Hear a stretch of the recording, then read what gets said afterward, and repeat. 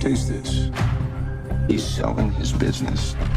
Booze, moonshine. This is history. Most likely started by the Italians. Wasn't it English, Scottish, Irish? The Italians brought breadsticks. I mean, what'd you think? I wasn't gonna hear about this? What's my cut? I am obligated to destroy everything you have built, everyone you love.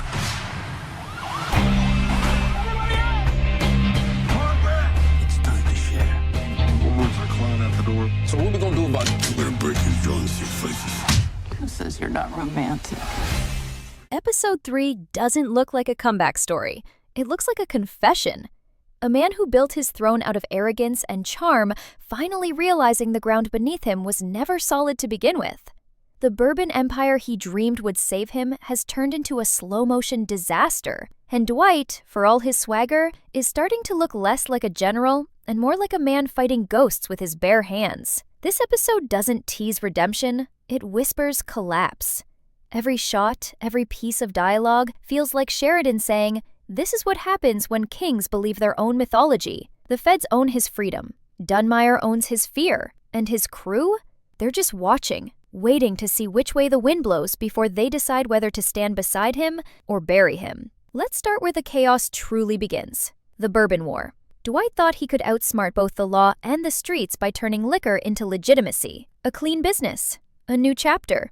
A golden legacy written in oak barrels instead of blood. But what he didn't calculate was that in Tulsa, nothing stays clean for long. The bourbon trade didn't just open a new door for profit. It opened the gates of hell. Jeremiah Dunmire, the kind of man who doesn't need to yell to make you fear him, has officially stepped out of the shadows. His calm is the kind that makes you check if your phone's bugged, your drinks poisoned, and your business deals already signed, in your enemy's name. In Episode 3, the bourbon isn't just liquor.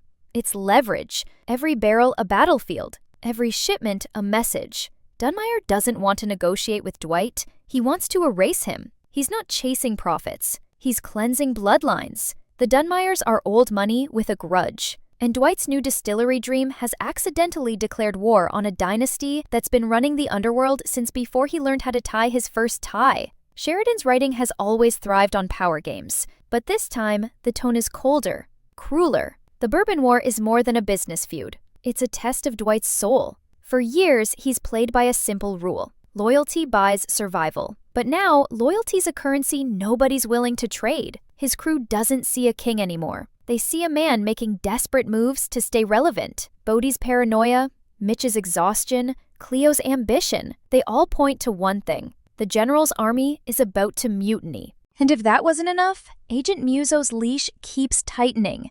Dwight's informant status isn't just humiliating, it's dangerous. Every time he feeds the feds crumbs to keep them satisfied, he risks exposing his entire operation. Sheridan's teasing something sinister here, a setup so perfect it almost feels like fate laughing in Dwight's face. Imagine being the king, but every word you speak could be the one that burns down your own castle. That's the level of irony this episode lives on. The trailer makes it clear. Dwight's empire isn't falling because of enemies on the outside. It's collapsing because of who he's become, a man chasing legitimacy in a world that thrives on sin, a gangster pretending to be a businessman while the real sharks circle his blood. The bourbon was supposed to cleanse his past. Instead, it's staining everything he touches. You can almost feel Sheridan's fingerprints on every frame. The pacing, the simmering tension, the way Dwight's arrogance finally starts looking like fear, it's all deliberate. Because this isn't about what Dwight's fighting for anymore. It's about what he's losing. Control, trust, legacy. Sheridan's turning this into a slow-motion implosion, and Dwight's too proud to see the sparks under his feet. Every deal he makes digs the hole deeper. Every promise sounds more like a confession. And the cruel twist? Dwight still believes he can outmaneuver destiny. But destiny, in Tulsa, doesn't bargain. It collects. This is the world of Tulsa King Season 3, Episode 3. A whiskey-soaked war where loyalty costs blood and pride gets you buried faster than a bullet. And for the first time, Dwight Manfredi isn't the one pulling the strings. He's the puppet. And the thread's already fraying. Because when you build your empire on sand, the fall isn't sudden. It's slow, painful, and inevitable. And that's exactly where Sheridan wants him. Standing tall, just long enough to realize he's already sinking. If Dwight Manfredi's distillery dream is the spark, then his crew is the gasoline, waiting to see who throws the match first. The cracks in Dwight's so-called empire aren't whispers anymore. They're echoes loud enough to rattle every whiskey barrel he owns. The trailer doesn't hide it either. You can practically feel the betrayal brewing under every smirk and forced handshake. Bodhi's eyes twitching with paranoia, Mitch's patience eroding, and Cleo's ambition glowing like a neon. This is where Sheridan's genius comes alive. He doesn't need explosions to build tension. He weaponizes silence. Every look between Dwight and his crew feels like a countdown.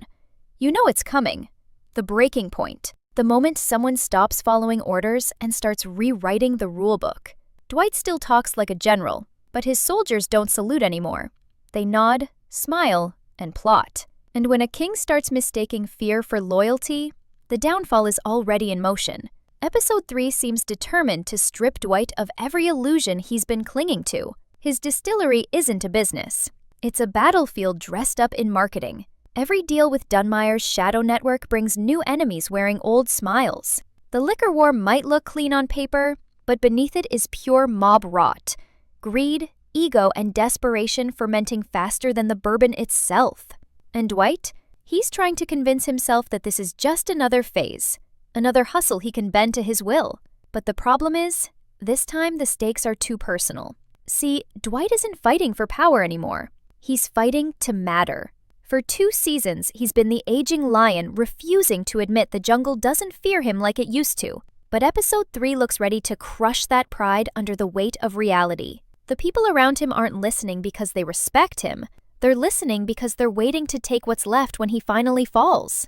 Sheridan's storytelling here is surgical, cutting deep into Dwight's psychology, peeling back every layer of charm until all that's left is a man terrified of being irrelevant. And then there's Bodhi, once the tech nerd comic relief, now looking like a ticking bomb wrapped in guilt and resentment. His loyalty is cracking in real time. Every move Dwight makes digs into Bodhi's paranoia. He's starting to realize that being close to Dwight doesn't make you powerful. It makes you disposable.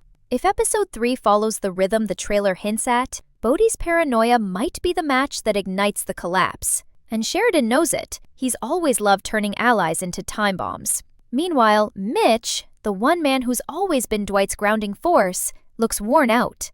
That bar that once felt like home base now feels like a confession booth. Mitch doesn't trust Dwight's decisions anymore. He doesn't trust the game. He's seen this before. Kings who rise fast and crumble faster. There's a subtle tragedy here. Dwight calls him a friend, but what he really wants is a believer. And Mitch, for all his loyalty, has run out of faith. And Cleo, she's the wild card. Smart, sharp, and tired of playing second to Dwight's ego. She doesn't need his approval anymore. She wants her own slice of the empire, and she's not afraid to cut deep to get it. Episode 3 teases that her role in the distillery operation might not be as innocent as Dwight believes. If she's working both sides, the betrayal won't just sting. It'll shatter him. Because nothing wounds Dwight more than realizing the people he thought he built up were actually chiseling away at his foundation. This is what makes Sheridan's writing sting. He doesn't let betrayal come from strangers. He makes it personal. He makes it bleed. And through all of this, Agent Muso's shadow stretches wider. The Fed with the smug smile and calm tone has become Dwight's silent puppeteer. Every choice Dwight makes has to pass through the invisible filter of federal control. The trailer flashes moments that look like desperation. Dwight burning evidence, pacing alone, staring into mirrors like a man trying to recognize the monster he's become. That's the humiliation Muso brings. He doesn't need to yell or threaten. He just waits, knowing Dwight's pride will do the job for him. What's haunting about episode 3 is how much of Dwight's downfall feels self-inflicted. Sheridan's storytelling has always circled back to this idea. Men like Dwight aren't destroyed by their enemies. They're destroyed by their own reflection. Every ounce of pride, every attempt to prove he's still untouchable, only tightens the noose. The Bourbon War isn't about liquor. It's about illusion. The illusion of control, the illusion of redemption, the illusion that you can build something pure out of corruption. Dwight's world is turning into a mirror maze. Every path looks like a way out, but each one leads him back to the same truth. He's trapped by his own ego. You can almost feel Sheridan daring us to pity him. And maybe, for a second, we do. Because there's something painfully human about watching a man who's built his life on dominance suddenly realize that dominance was the cage all along. Episode 3 looks like it's about business. Feds, liquor, power. But underneath that, it's about one man drowning in his own legend. The general who can't lead. The boss who can't inspire. The king who can't keep his crown from slipping. And the beauty, or the tragedy, of Tulsa King is that it won't end with Dwight being killed by his enemies. It'll end with him helping them do it. That's the quiet horror of Sheridan's world. Power isn't taken. It's surrendered, one bad choice at a time. Every empire eventually meets its reckoning. And in Tulsa King Season 3, Episode 3, that reckoning has a name. Jeremiah Dunmire. The man doesn't need to raise his voice or pull a gun. His presence alone feels like a verdict. Played with that calm, cold confidence only Robert Patrick can deliver, Dunmire steps into the chaos not as a challenger, but as a correction. He isn't here to compete with Dwight, he's here to erase him. Methodically, patiently, and without mercy. In this world, Dunmire is what Dwight pretends to be. Legacy carved from violence, wealth cleaned by time, cruelty dressed in silk. Sheridan paints him not as a villain, but as a force of nature, the kind that doesn't need to storm through doors. It simply walks in, and everyone else makes space. Episode 3's trailer doesn't hide the threat. Dunmire isn't trying to intimidate Dwight. He's reminding him of something far worse, that real power doesn't need to shout. It just exists. And when it moves, the world bends to it. Dwight's mistake is simple, but fatal. He underestimated what old money brutality looks like. He thought the liquor business would make him look legitimate, a new frontier, something noble, something clean. But the moment his bourbon touched the market, it touched Dunmire territory. And in Tulsa, there's no such thing as neutral ground. Dunmire's world doesn't run on laws. It runs on lineage. And Dwight, for all his experience, is just an outsider pretending he belongs. What makes Dunmire terrifying isn't his violence, it's his restraint. Sheridan crafts him like a snake coiled under silk. Every gesture, every line feels measured, deliberate. The kind of man who's more dangerous sitting still than Dwight is throwing punches. Dunmire doesn't have to fight to win. He lets others destroy themselves. And Dwight, proud as ever, is walking right into that trap. The Bourbon War is no longer a business feud. It's a generational clash. Dunmire represents everything Dwight wants but can never have. Legacy without guilt, power without desperation, fear without effort. Dwight built his empire out of necessity. Dunmire inherited his out of birthright. That imbalance alone is enough to tilt the board. Sheridan loves writing men like this. Two kings on the same chessboard, except one's playing checkers and doesn't know it yet. Episode 3's tone feels colder, almost funereal. Dunmire doesn't yell or threaten. He simply offers choices, both of them terrible. Align with him and become his pawn, or defy him and become his example. Either way, Dwight loses. You can almost feel Sheridan's script twisting the knife. Every ounce of Dwight's charm and swagger suddenly feels small against Dunmire's quiet authority. The tables have turned. The self-made gangster is now a cornered merchant, begging for permission to sell his own product. But what's even more compelling is how Dwight reacts to it. He doesn't fold, not yet. That's not who he is. He tries to bluff, to posture, to stare down a man who's seen 100 Dwights come and go. It's painful to watch because we know how it ends. Arrogance doesn't scare royalty. It entertains them. Dunmire doesn't even flinch. To him, Dwight isn't a threat. He's an inconvenience. And in the underworld, being ignored is far more dangerous than being hunted. Sheridan laces every scene with poetic irony, the so-called Tulsa King begging for relevance from a man who could buy and sell him without lifting a finger. The distillery that was supposed to crown Dwight's redemption has become the very reason for his ruin. Dunmire doesn't need to destroy him physically. He's dismantling him socially, cutting him out of the market, choking his supplies, buying his allies, and corrupting his deals before they're even signed. This isn't warfare. It's erasure by elegance. The tension in this dynamic isn't loud. It's suffocating. You feel it in Dwight's silence, in his forced smiles, in the way his confidence begins to sound like desperation. Every scene between these two men drips with unspoken history. The old order versus the imposter king. It's not about who wins the fight. It's about who gets remembered. Dunmire doesn't need to shoot Dwight to kill him. All he has to do is make sure no one ever says his name again. And that's where Sheridan's brilliance lies. Dunmire isn't just a villain, he's a mirror, showing Dwight what he'll never be: respected, established, untouchable. It's that realization, more than any bullet or betrayal, that breaks Dwight piece by piece. Because for a man like him, irrelevance is the real death sentence. By the midpoint of episode 3, you can feel the shift. Dwight's anger is no longer about power, it's about pride. He's fighting not to win, but to prove he still matters. But pride in Sheridan's world is just another form of blindness. And Dunmire knows it. Every move Dwight makes, every shipment he tries to save, every threat he throws, Dunmire turns it into leverage. Sheridan's storytelling here feels almost Shakespearean. The fall of a self-made king at the hands of a man born into the crown.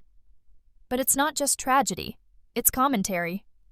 Dwight spent years trying to prove he could build something real out of nothing. Now he's learning that in the world of inherited power, that effort counts for nothing. The liquor may be his product, but the empire? It never truly belonged to him. Episode 3 is shaping up to be more than a turning point. It's a reckoning. Dunmire isn't coming for Dwight's business. He's coming for his myth. And once that myth dies, there's nothing left to save. Because in Tulsa, kings don't get overthrown. They get forgotten. By the time episode 3 drags us deeper into the mess, Dwight's empire doesn't just look unstable. It feels haunted. The bourbon barrels may still roll, the deals may still happen, but the confidence behind it all has vanished. What once looked like a throne now feels like a cage. You can sense the shift in every glance, every pause, every half-hearted joke Dwight makes to hide the fear he refuses to name. Sheridan knows this flavor of downfall too well. It's not about the bullets or betrayals, it's about watching a man realize his own reflection is his biggest enemy. The cracks start small, a missed call here, a late payment there. Theo, once the loyal right hand, is slipping. He's not disloyal yet, but he's scared. He sees what Dwight refuses to admit.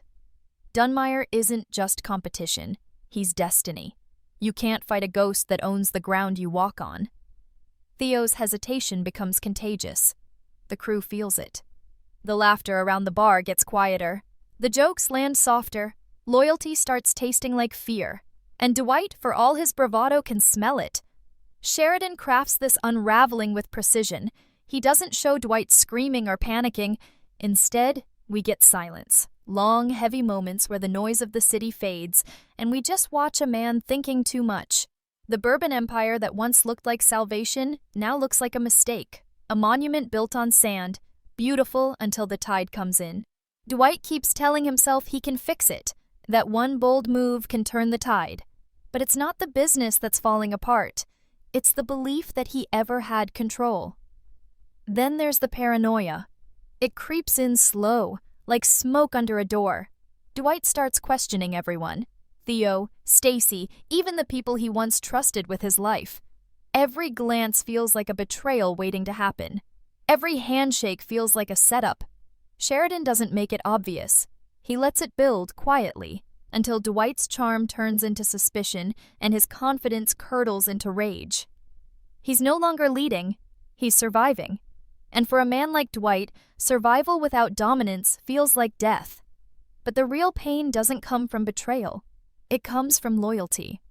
Because even when everyone else is losing faith, Dwight refuses to let go. He clings to the idea that he can still protect his crew, still command respect, still matter. And that's what makes it tragic. The very loyalty that made him powerful is now the weight pulling him under. He can't cut ties. He can't run. Pride won't let him. Sheridan's writing here turns pride into quicksand. The harder Dwight fights, the deeper he sinks. Theo's subplot mirrors this descent perfectly. We see his guilt growing, his silence thickening. He knows he's making mistakes, knows he's pulling away from Dwight at the worst possible time, but fear has him cornered. Sheridan uses Theo not just as a side character, but as a reflection. He's what Dwight used to be, loyal, brave, reckless. But now, seeing Theo crumble under the same pressure Dwight once carried reminds him that no empire survives if its soldiers start dreaming of escape. The empire doesn't fall when enemies attack. It falls when allies start whispering. There's a chilling scene, quiet but devastating, where Dwight stands alone in his distillery, surrounded by barrels and ghosts. The bourbon around him smells like success, but it's become poison. Every drop is a reminder of what he's losing. His business, his people, his sense of purpose, all drowning in the same whiskey he thought would save him. It's Sheridan at his cruelest and most poetic. The man who built his fortune on liquor, now realizing it's the very thing drowning him. And then, just when you think the tension can't stretch any further, Sheridan twists the blade. Dwight gets news. Maybe a shipment hijacked, maybe a contact flipped, maybe a friend gone cold. And it breaks something inside him. For the first time, his voice cracks. The king bleeds, and not from bullets, but from humiliation. The realization hits him. He's no longer feared, just pitied. That's the kind of death no gun can deliver. Sheridan's writing thrives in this space, where masculinity, pride, and loneliness collide. Dwight's empire is crumbling not because of enemies, but because he's finally seeing himself clearly. All the respect he demanded, all the fear he inspired, all the power he claimed, it was always conditional. Built on silence, built on myth, built on sand. Now that the tide's rolling in, we're watching the legend dissolve grain by grain. By the end of Section 4's emotional stretch, you can feel the inevitable storm brewing. Dunmire's shadow looms larger. Theo's distance grows colder. The bourbon flows faster, but not as celebration, as anesthesia. Dwight's no longer running a business. He's buying time. Time before his crew turns, before Dunmire closes in, before the myth of the Tulsa King becomes just another ghost story.